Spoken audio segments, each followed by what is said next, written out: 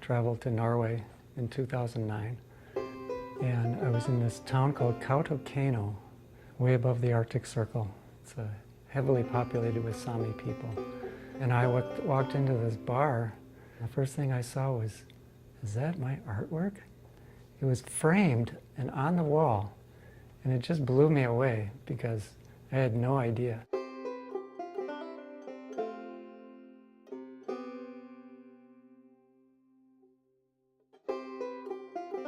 So Samiland, or Sapmi, is the northern part of Scandinavia. And it spreads across 4 countries: Norway, Sweden, Finland, and part of Russia. But the Sami are the indigenous people of this area. They've been there for at least 10, perhaps 20,000 years. And they're considered to be the only indigenous group of people still living in Europe.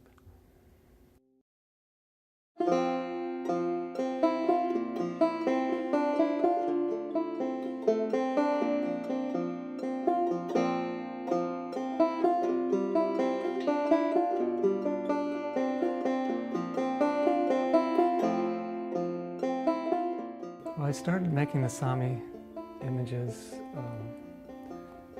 I was working on a Sami American newsletter with a number of people who also have Sami in their heritage, making illustrations. Plus my father was a visual artist too, and he made a lot of portraits of Sami people, so I think I got inspired by that. So it was all of one piece. I was starting to learn about my own background. I was learning about the Sami people.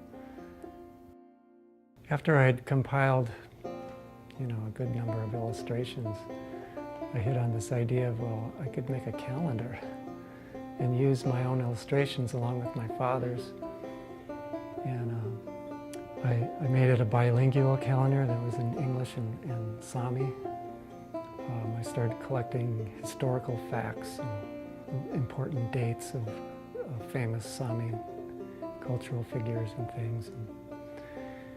And I kept doing this every year, and I would learn more, and I kept adding more information to the calendar and wrote little stories. And I had pictographs of ancient Sami rock carvings and symbols off the Sami drum.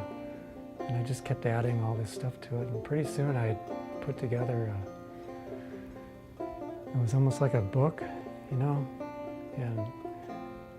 people started using it like an educational tool, like schools in Norway and Sweden.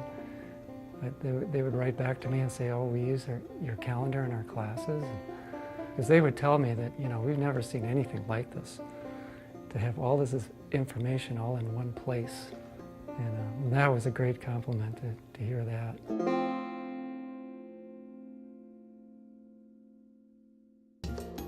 Minnesota Original is made possible by the State Arts and Cultural Heritage Fund and the citizens of Minnesota.